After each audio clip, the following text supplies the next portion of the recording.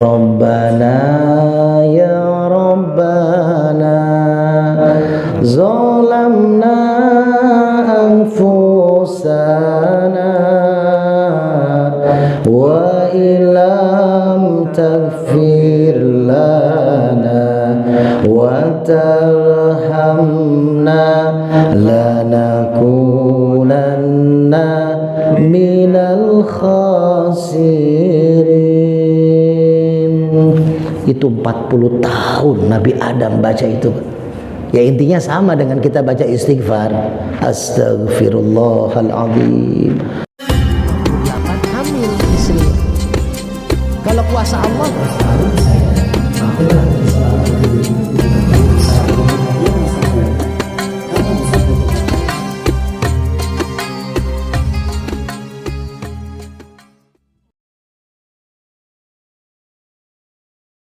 kita Ustaz. Alhamdulillah nih bersama pengurus DKM Masjid Al-Ikhlas dan Pak Ketua Pak Haji Purkon, mudah-mudahan sehat selalu. Kita ngopi-ngopi dulu nanti sebelum lanjut giat terapi di tempat yang lainnya.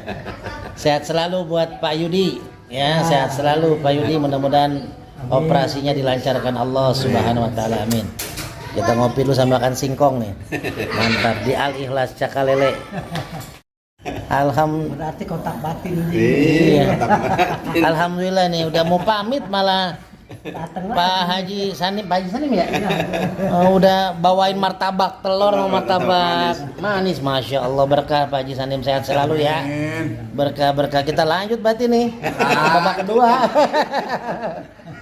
Berkah. Kopi. Udah kopi standby di awal udah. Ya itu alhamdulillah, kita nyobain dulu martabaknya dulu.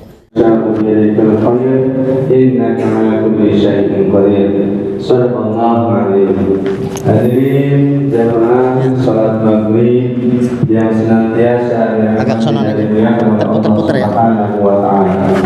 Pertama-tama dari yang paling utama kita panjatkan puji serta syukur kita kehadirat Allah Subhanahu wa taala, di mana Allah masih memberikan nikmat iman, nikmat Islam, nikmat sehat dan nikmat berkesempatan. Alhamdulillah Allah masih memberikan kesempatan kepada kita semua, yaitu dalam rangka melaksanakan kewajiban kita untuk melaksanakan sholat wajib, yaitu sholat maghrib berjamaah. Lalu kita lanjutkan dengan thalabul ilmi. Mudah-mudahan rangkaian yang kita niatkan memohon ridho Allah Subhanahu wa taala dicatat sebagai catatan yang paling baik di sisi Allah Subhanahu wa taala. Salawat dan salam kita sampaikan kepada baginda Muhammad sallallahu alaihi wasallam, dan kita berharap mudah-mudahan kita semua mendapatkan pertolongan Rasulullah sallallahu alaihi wasallam melalui syafaat doanya dari Rasulullah sallallahu alaihi wasallam. Baiklah jemaah, kita dengarkan guru kita akan memberikan manfaat buat kewawasan ibadah kita, dan mudah-mudahan apa yang disampaikan oleh guru kita ini dapat menambah semangat kita dalam beribadah kepada Allah Subhanahu wa taala.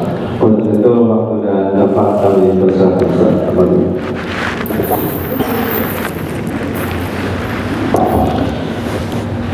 A'udzu billahi minasy syaithanir rajim. Bismillahirrahmanirrahim. Assalamualaikum warahmatullahi wabarakatuh. Waalaikumsalam warahmatullahi wabarakatuh. Alhamdulillahilladzi qad a'tana ni'matan katsiratan wa kabiratan lana. Ashhadu an la ilaha illallah wahdahu la syarika lah, wa ashhadu anna Muhammadan abduhu wa rasuluhu la nabiyya ba'dah. Allahumma salli ala sayyidina Muhammad wa ala ali sayyidina Muhammad kama sallaita ala Ibrahim wa ala ali Ibrahim fil alamin innaka Hamidum Majid. Para jamaah pengurus Masjid Al-Ikhlas yang dimuliakan Allah, sebelum kita sama-sama mengkaji diri, Mari sama-sama kita baca suratul Fatihah. Kita niatkan, kita hajatkan untuk apapun yang kita sedang ikhtiarkan kepada Allah. Wabil khusus kita doakan Ketua Masjid Jami Al-Ikhlas beserta para pengurus, para asatid, para imam, para donatur. Wabil khusus jamaah masjid yang selalu memakmurkan masjid ini. Mudah-mudahan yang sakit diberikan kesehatan oleh Allah Subhanahu wa taala. Yang punya hajat, yang punya niatan dilancarkan hajatnya oleh Allah Subhanahu wa taala.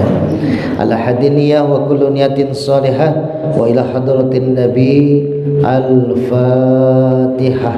A'udzu billahi minasyaitonir rajim. Bismillahirrahmanirrahim.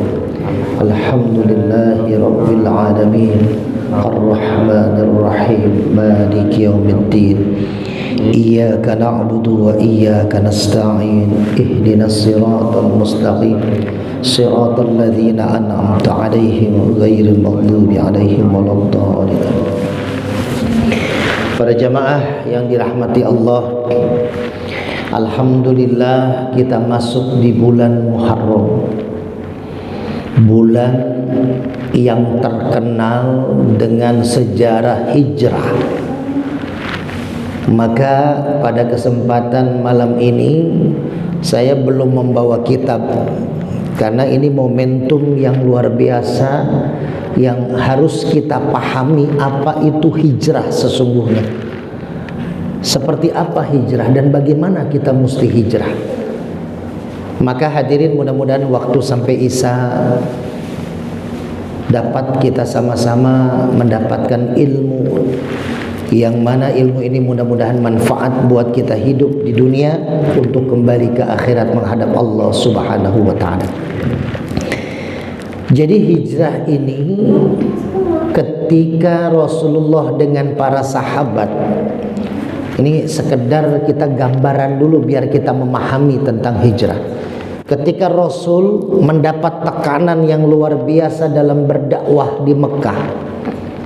Ya, Rasulullah kan kita sama-sama tahu ketika berdakwah di Mekah ini awalnya sembunyi-sembunyi, merekrut orang per orang ini pelan-pelan, ya, karena hinaan, cacian luar biasa. Sampai bukan dari orang jauh, Pak, dari orang dekatnya saja Rasulullah itu betul-betul diteror. Sampai terkenal kan cerita Abu Jahal pamannya Rasulullah. Sampai dalam mahfuzat diceritakan man hafara hufratan waqa'a fiha. Itu kalau di pesantren, santri-santri diajarin mahfuzat. Artinya itu peribahasa Arab ya untuk hafalan anak-anak santri yang manjada wajada, nah gitu.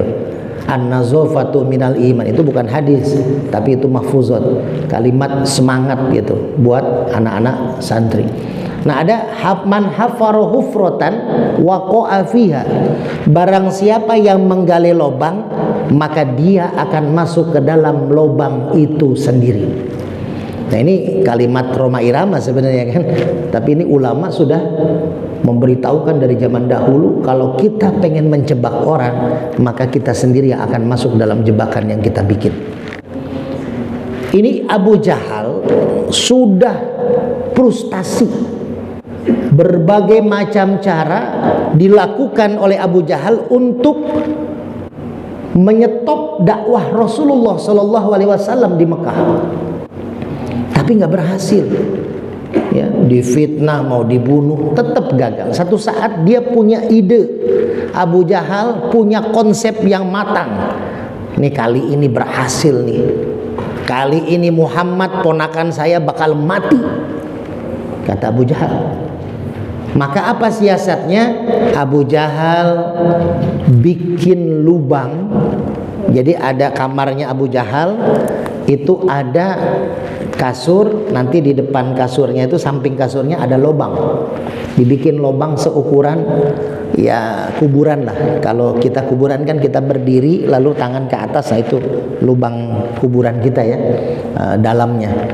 Jadi dibikinlah gali lalu ditutup oleh pelepah kurma. Abu Jahal punya konsep lubang itu buat nanti menguburkan Muhammad. Jadi nanti kalian anak buahku, kalian bilang, kabarkan kepada Muhammad bahwasanya pamannya sedang sakit, pengen ditengok. Ini Nabi Muhammad nih luar biasanya Pak.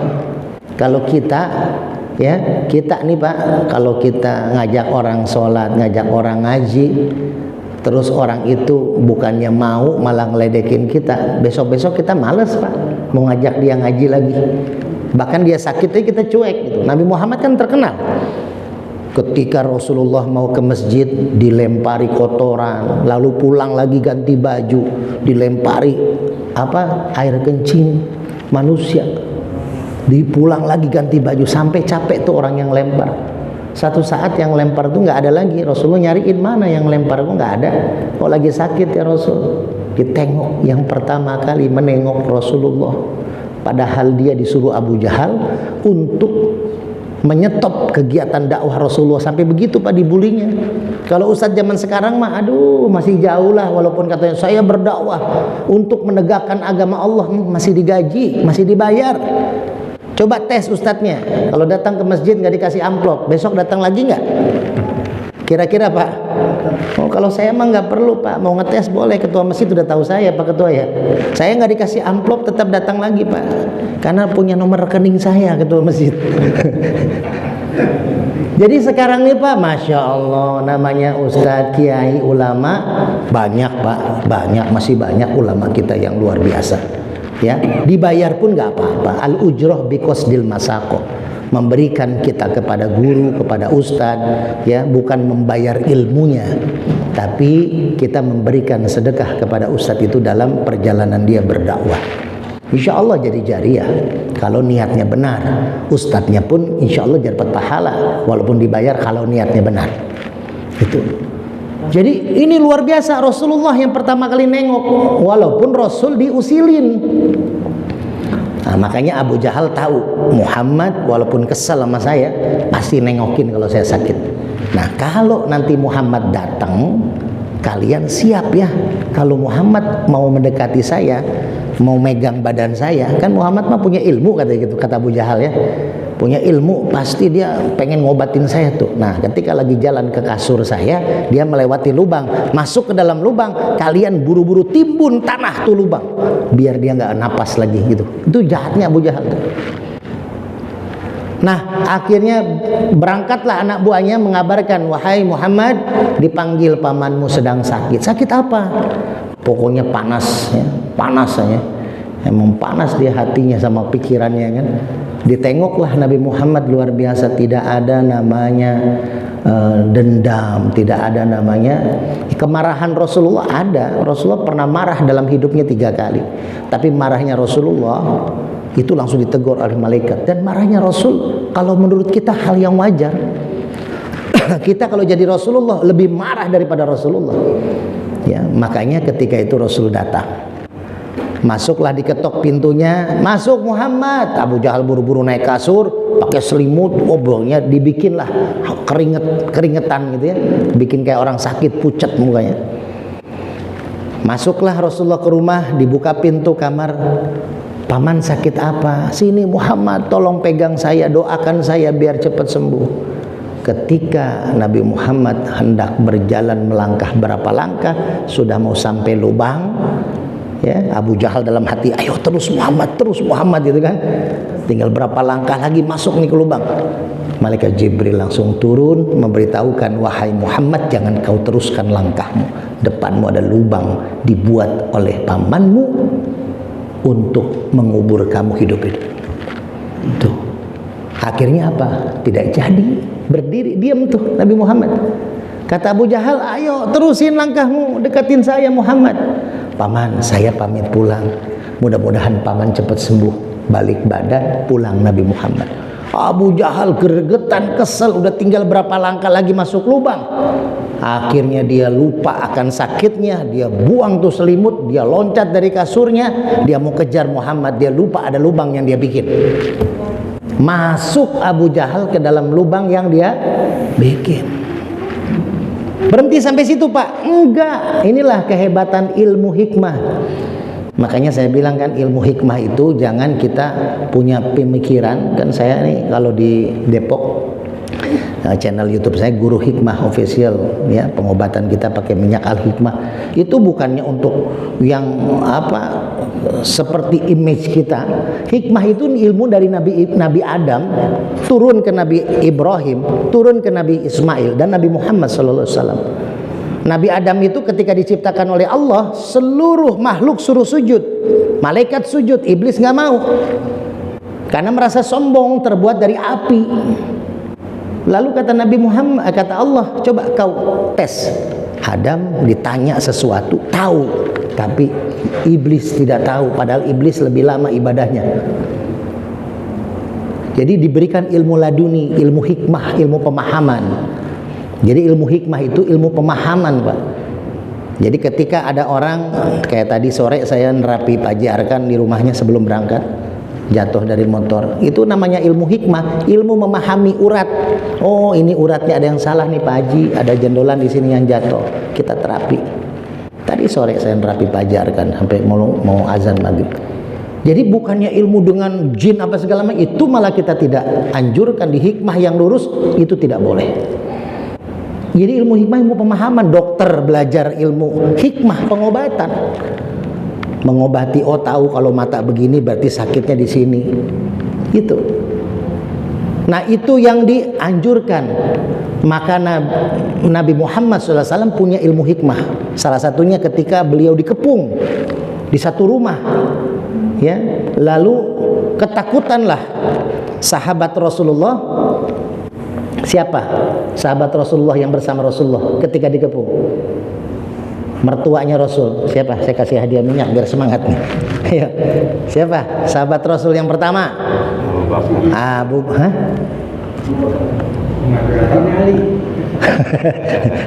Yang jawab yang udah pada punya minyak, jangan.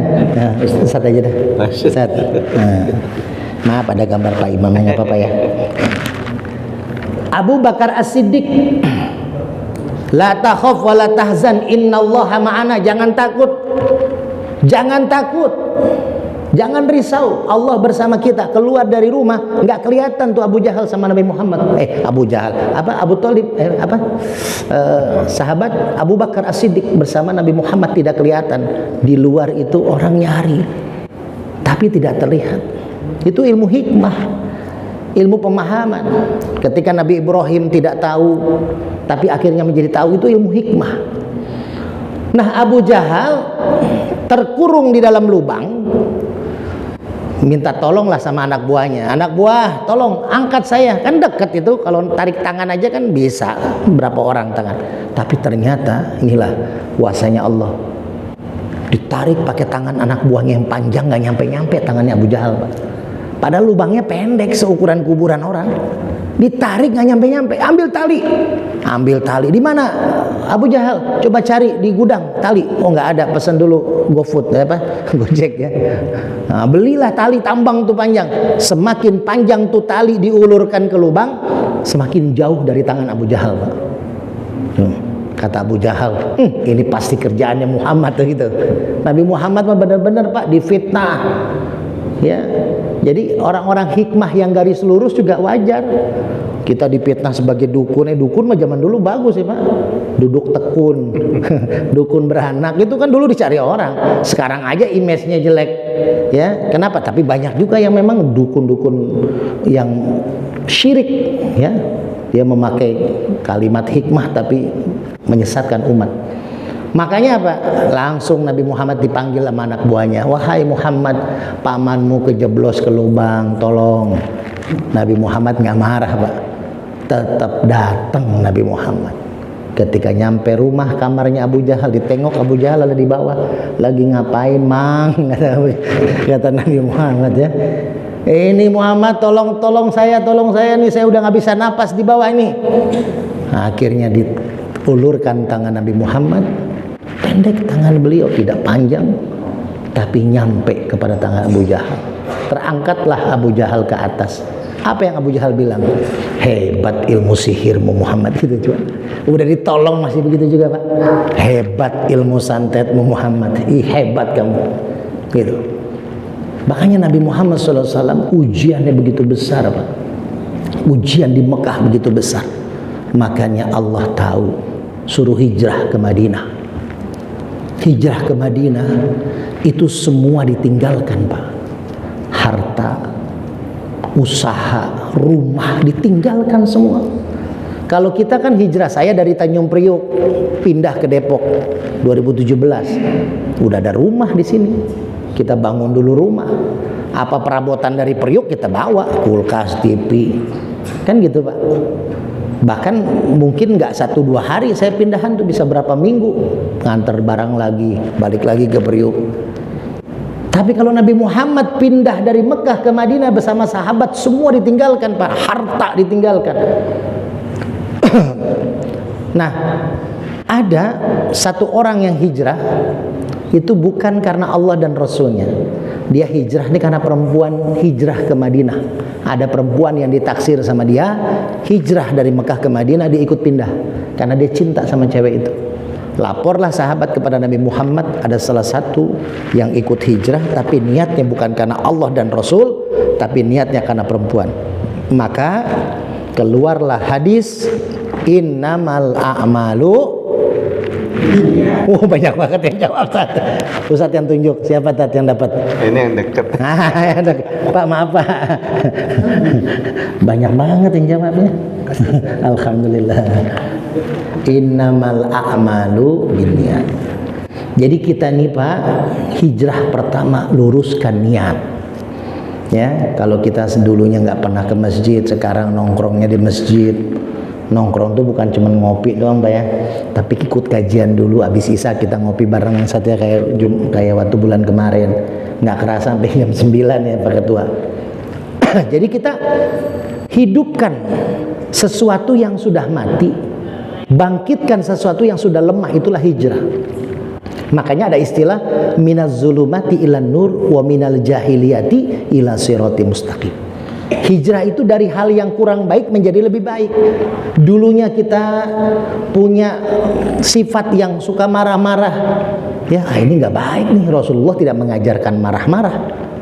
Bahkan salah satu sifat Rasul itu selalu tersenyum. Orang yang melihat Rasulullah pun ikut tersenyum. Orang melihat Rasul senang. Itulah ciri orang Muslim. Dimanapun dia berada, dia akan menyenangkan orang-orang. Gitu Pak. Orang-orang yang datang ke rumah saya Pak, tanya Ustadz Agus Soerman kalau ngajar di sini, tanya, Ustadz kok betah di rumah Ustadz Ade sampai jam 2 sampai jam 3 pagi? Ya, banyaklah ustadz-ustadz yang di rumah kadang sampai subuh pulangnya. Padahal di rumah saya mah paling ngopi doang Pak. Kenapa? Karena kita bikin nyaman, kita bikin seneng tuh ustadznya ngobrol. Walaupun kadang solusi itu dia dapat sendiri, bukan dari saya. Orang kalau udah senang, hati pikiran senang Pak, kadang solusi itu datang sendiri. Karena kita semua ini punya potensi untuk menyelesaikan masalah kita sendiri.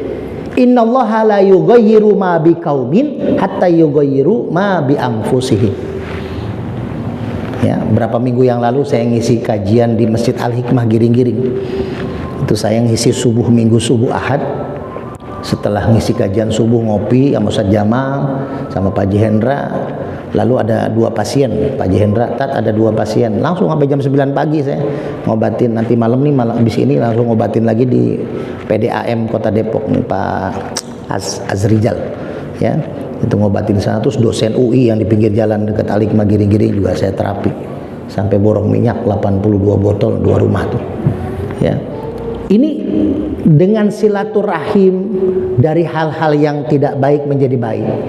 Dari yang tadinya nggak pernah nongkrong di masjid jadi nongkrong di masjid. Itulah hijrah Pak.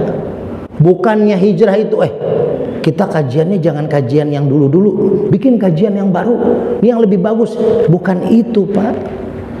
Ya, jangan sampai kita merubah daripada apa yang sudah diajarkan oleh orang-orang tua kita. Perbedaan itu hal yang wajar. Imam Asy-Syafi'i, Imam Malik, Imam Hanafi, Imam Hambali memang beda-beda, tapi mereka satu kesatuan.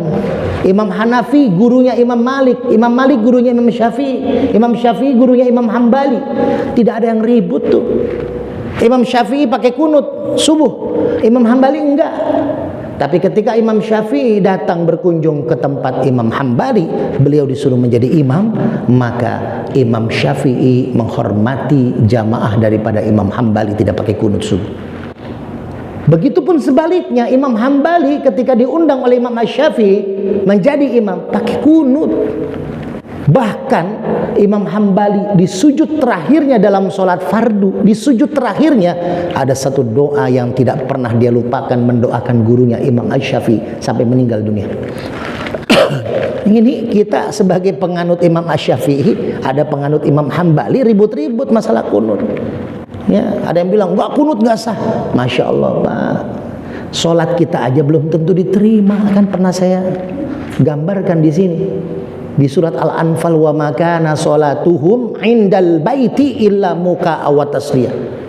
Orang sholat di depan Ka'bah aja nggak diterima Allah, cuma dianggap siulan dan tepukan. Bacaan sholatnya dianggap sebagai siulan, gerakan sholatnya dianggap sebagai tepukan. Nggak dapat pahala pada depan Ka'bah Pak yang mustajabah. Kenapa? Karena hati dan pikirannya nggak sholat. Karena hati dan pikirannya dengki, karena hati dan pikirannya niatnya tidak lurus. Pertama, niat hijrah adalah perbaiki niat. Kalau kita mau rajin ke masjid, perbaiki niat kita untuk apa? Untuk mendekatkan diri kita kepada Allah, bukan untuk melihat orang lain lebih buruk daripada kita, kita lebih baik daripada orang lain. Itu Pak. Jadi kita bersaudara, makanya kan kita biasa kalau NU ya, kita salam-salaman habis sholat untuk menguatkan tali silaturahmi. Yang nggak mau salaman ya udah nggak apa-apa, tetap saudara kita selama dia sholatnya masih sholat maghrib 3 rakaat, ya tahiyatnya 2 kali, berarti masih saudara kita semuslim. Karena kita nggak ada jaminan Pak, sungguh tidak ada jaminan kita bakal menjadi ahli surga, tidak ada jaminan Pak. Kalau Allah tidak punya karunia sifat Ar-Rahim, kita ini nggak pantas masuk surga Pak. Makanya kita mencari kasih sayang Allah. Dengan cara apa? Kita sayangi hamba-hamba Allah. Innallaha fi aunil abdi maka nal abdu fi auni akhi. Allah akan menyayangi orang-orang yang orang itu menyayangi orang lain. Itu kuncinya Pak. Rasul mengajarkan kita sayangi anak yatim, apalagi di bulan Muharram. Santunilah, kita punya duit 100.000, kasih anak yatim 100.000. Allah akan ganti itu Pak dengan hal yang lebih baik. Dan intinya Allah akan lebih sayang kepada makhluknya ketika makhluk itu menyayangi orang lain. Nih Pak, luruskan niat hijrah. Jadi jangan sampai ribut antar Islam, antar Muslim. Ya, ini lagi rame ini kan, keributan ulama, kiai dengan habaib. Ya, nah kalau saran saya Pak, Ustadz gimana? Saya ini 12 tahun mesantren di NU Pak. 12 tahun saya mesantren di Nahdlatul Ulama. Bahkan kakek buyut saya ulama besar NU di Banten. Tapi saya pribadi sangat menghormati ulama habaib yang dia bertakwa kepada Allah dan Rasul. Karena dalam Al-Quran kita diperintahkan, ya ayyuhalladzina amanu, hai orang-orang yang beriman, atiullah, taat kepada Allah, wa atiur rasul, taat kepada Rasulullah. Itu nggak bisa lagi dirubah, nggak bisa lagi ditawar. Taat pada Allah, taat pada Rasul. Wa ulil amri minkum, dan taat kepada pemimpin, imam kita, kiai kita, guru kita, orang tua kita. Itu ulil amri, pemimpin. Pemimpin yang seperti apa? Ustadz seperti apa? Kiai seperti apa? Ulama seperti apa? Ulama yang taat juga dia kepada Allah dan Rasulnya. Fa in tanaza'tum bi syai'in, kalau kira-kira kita melihat, oh ini ustadz ini kok beda nih dengan Quran hadis, kok dia punya pendapat sendiri yang kayaknya nggak sesuai dengan Quran, jangan diikuti, tapi juga jangan dicaci maki. Karena manusia, kita nggak tahu Pak di akhir hayatnya apakah husnul khotimah, apakah su'ul khotimah. Kita pun belum tentu Pak. Sekarang kita rajin ke masjid, apa ada jaminan Pak akhir hayat kita menjadi orang-orang yang dipilih Allah untuk bisa husnul khotimah? Belum jaminan, itu hanya harapan kita. Makanya hijrah, niat perbaiki. Ini yang pertama Pak, ya. Walaupun hijrah itu banyaklah sejarahnya, cuman waktu tidak akan cukup. Yang kedua, apa nih yang mesti kita amalkan di dalam memasuki hijrah ini? Perubahan hidup kita, apa yang kita amalkan? Banyak.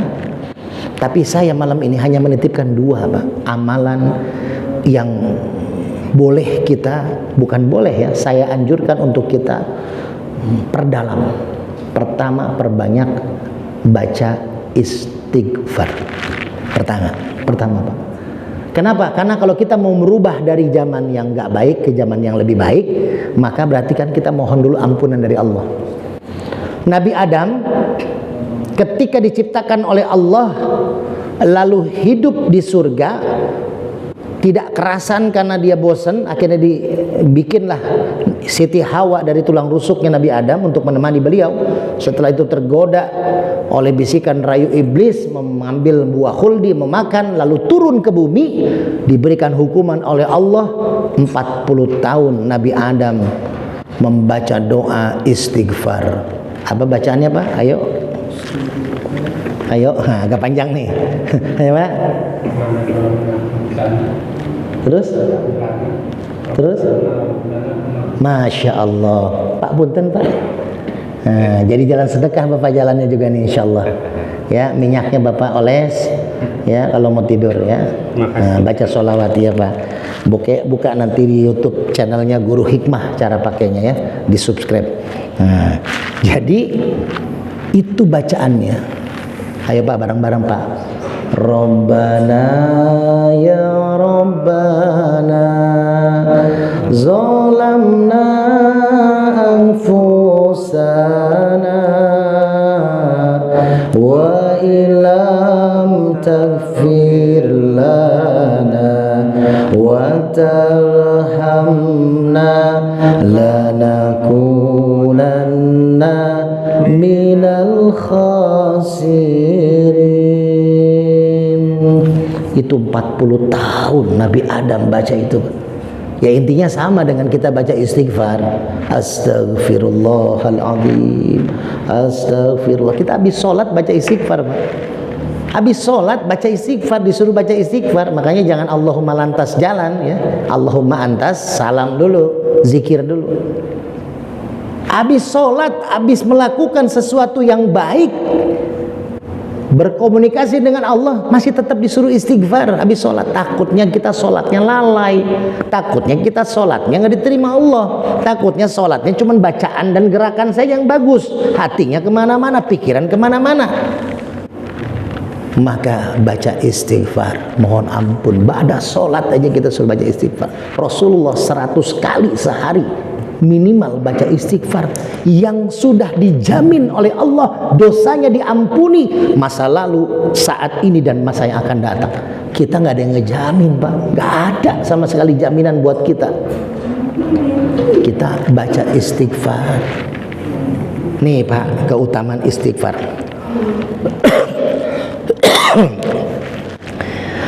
Imam Ahmad bin Hambal. Imam Ahmad bin Hambal ini atau terkenal oleh kita sebagai Imam Hambali, ya, yang tadi imam yang keempat setelah Imam Asy-Syafi'i. Imam Ahmad bin Hambal ini ulama besar, ulama besar.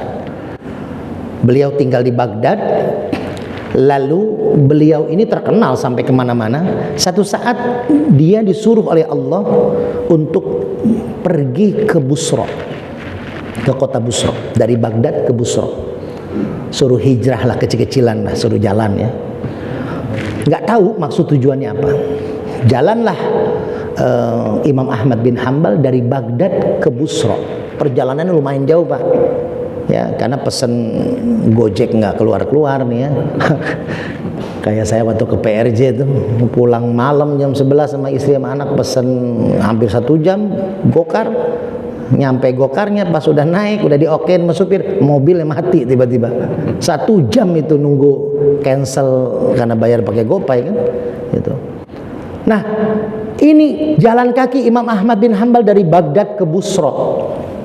Sampai Busra capek lah, lelah lah. Ya, masuk ke masjid, niatnya mau istirahat. Tiba-tiba marbot masjid mengusir Imam Ahmad bin Hanbal. Karena marbot masjid ini nggak tahu beliau tuh imam besar. Semua orang tahu siapa Imam Ahmad bin Hanbal, namanya terkenal. Tapi kan nggak ada zaman medsos sekarang, Pak. Ya, mungkin kalau marbot itu punya Instagram, oh ini Imam Ahmad bin Hanbal kan nggak ada handphone dulu.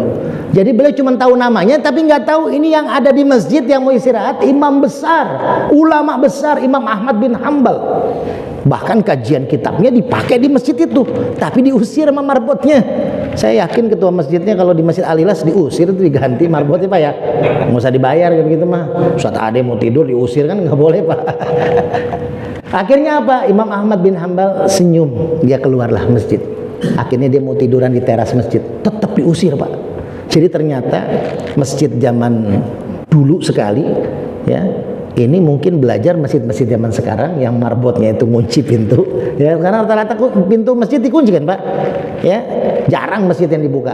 Tapi bingung juga pengurus masjid, ya, mau dibuka besoknya speaker ada yang hilang, kotak amal jebol kan gitu, Pak, ya. Kalau ditutup sebenarnya kasihan juga kalau orang mau sholat, ya. Makanya mudah-mudahan masjid pada punya teras kayak beginilah. Jadi yang ditutup masjidnya aja, terasnya dibuka. Kamar mandi jangan digembok. Ada masjid begitu, Pak, terasnya luas, digembok kamar mandinya, Pak. Letayamum kalau mau sholat gitu. Akhirnya apa? Imam Ahmad bin Hanbal tetap diusir mau tidur di teras. Ketika itu ada penjual kue keliling, Pak, malam-malam mau pulang ke rumah, melihat situasi di masjid itu dia menghampiri. Lalu dia bilang, ada apa nih Pak Marbot? Ini bapak ini mau tidur di masjid, saya larang. Oh begitu, baik Pak, bapak tinggal tidur di rumah saya aja. Kalau bapak berkenan istirahat, nanti besok bapak bisa lanjutkan perjalanan bapak. Akhirnya Imam Ahmad bin Hanbal mengikuti apa yang ditawarkan oleh penjual kue ini. Penjual kue, Pak, kalau kita mas sekoteng kali ya, atau apa kue cubit kali ya. Nah itu kan berapa sih, bukannya kita nyepelein ya, ya paling buat makan keluarga lah gitu. Ketika sampai rumahnya beliau, Imam Ahmad bin Hanbal terkaget-kaget, Pak. Rumah yang sangat sederhana, tapi kok betah, tapi kok hatinya nyaman Imam Ahmad bin Hanbal, ya. Makanya bapak mungkin pernah ke satu rumah teman bapak, rumahnya gedong, ya, tapi hawanya panas di rumah itu, Pak, ya. Disuguhin makanan enak-enak aja, bapak ketelannya nggak enak di tenggorokan, karena lagi panas dalam kan gitu. Tapi ada bapak main ke rumah teman, saya pernah Pak ke rumah teman saya, rumahnya kecil, Pak. Orangnya ahli ibadah, rumahnya kecil pendek. Saya kok adem banget di rumah itu. Siang-siang padahal Pak, hawanya panas tuh di luar. Kok adem? Ternyata AC 2 PK tuh nyala. Jadi ini ditanya sama Imam Ahmad bin Hanbal. Maaf Mas, si Mas penjual kue ini nggak tahu beliau Imam Ahmad bin Hanbal. Tapi beliau tahu siapa Imam Ahmad bin Hanbal. Nggak ada yang nggak tahu. Lalu si penjual kue ini ditanya oleh Imam Ahmad, mohon maaf Mas kan penjual kue, iya. Tapi kok saya lihat Mas hidupnya sangat bahagia ya. Kata si penjual kue, alhamdulillah Mas, selama 30 tahun saya mendawamkan bacaan istighfar. 30 tahun lebih saya mendawamkan baca istighfar setiap saat. Dan Allah memberikan semua yang saya minta. Semua yang saya minta diberi Allah kecuali satu. Selama 30 tahun lebih keluarga saya hidup nyaman, keluarga saya sakinah mawaddah warahmah, saya minta dikasih. Saya pengen punya anak soleh-solehah dikasih. Walaupun saya penjual kue tapi saya bisa nyekolahin anak. Kan ada Pak, kalau kita lihat teman kita atau orang yang suka lewat, saya di Priuk ada tukang somai, dari saya kecil sampai saya gede dia masih tukang somai pakai sepeda. Tapi saya tanya, ya Allah Pak, anak-anaknya udah pada luar biasa. Anaknya ada 3, yang satu di Kementerian Dalam Negeri, yang satu di Kementerian Luar Negeri, yang satu di Kementerian Koperasi. 3-tiganya jadi pejabat Pak, enggak 3-tiganya dagang somai Pak. Ya minimal apa? Minimal dia bisa usaha mandiri lah gitu. Jadi kalau di depan Kementerian Dalam Negeri ada tukang somai itu anaknya gitu ya. Jadi luar biasa nih Pak. Ini semua yang saya inginkan diijabah oleh Allah 30 tahun. Kecuali satu.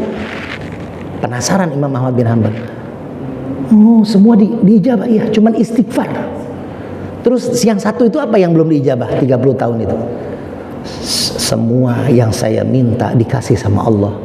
Hanya satu permintaan saya yang belum diijabah oleh Allah, yaitu saya pengen banget bertemu dengan Imam Ahmad bin Hanbal. Bayangin Pak, Imam Ahmad menetes air matanya. Dia minta bertemu, sedangkan Allah berikan dia nginep di situ, makan bareng di situ. Tuh. Jadi kalau Bapak pengen ketemu Habib Rizik misalkan, ya istighfar Pak. Siapa tahu tiba-tiba datang ya ke rumah Bapak, pengen makan bareng di rumah Bapak Habib Rizik, ya siapa tahu ya. Jadi ulama-ulama yang kita sayangi kita ini kita doakan, karena insya Allah dari keberkahan orang-orang yang soleh ya. Jadi jangan terprovokasi Pak. Jadi sekarang ulama habaib, saya banyak kenalan ulama Pak, banyak kenalan habaib, banyak teman-teman saya habaib yang luar biasa, akhlaknya bagus ya.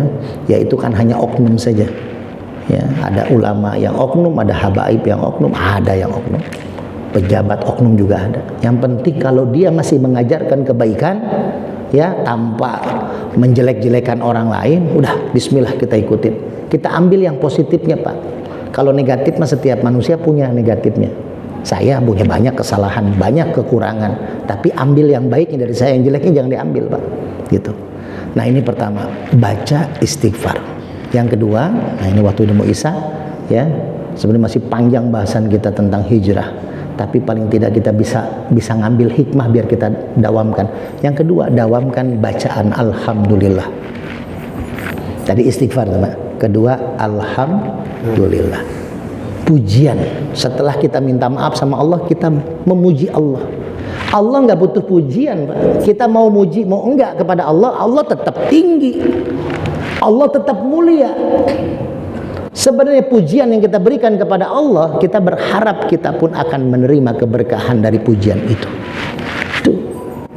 Satu saat Pak, malaikat Jibril diperintahkan oleh Allah untuk turun ke bumi. Wahai Jibril, kau turun ke bumi, kau lihat anak cucu Adam lagi ngapain di muka bumi.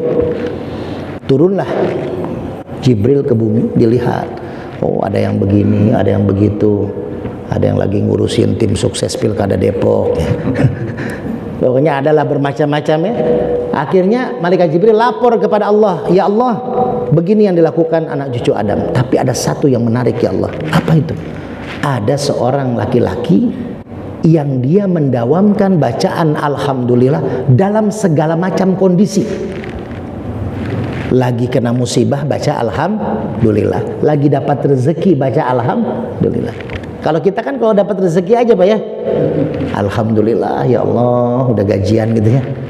Coba kalau kita gajian ditunda, boro-boro kita mengucapkan alhamdulillah. Tapi orang Indonesia itu ternyata masuk kategori sifat kayak tadi, pemuda tadi itu. Kenapa? Karena selalu mengucapkan alhamdulillah, untung. Kan alhamdulillah tuh untung ya. Misalkan nih Bapak keserempet motor di jalan raya, terus masuk rumah sakit, ditanya sama teman Bapak, aduh kamu gimana sih, nggak hati-hati kamu bisa diserempet motor? Ya alhamdulillah saya masih diserempet motor. Padahal di belakang motor tuh ada mobil, saya nggak kena. Gitu masih alhamdulillah Pak ya. Itu Indonesia tuh.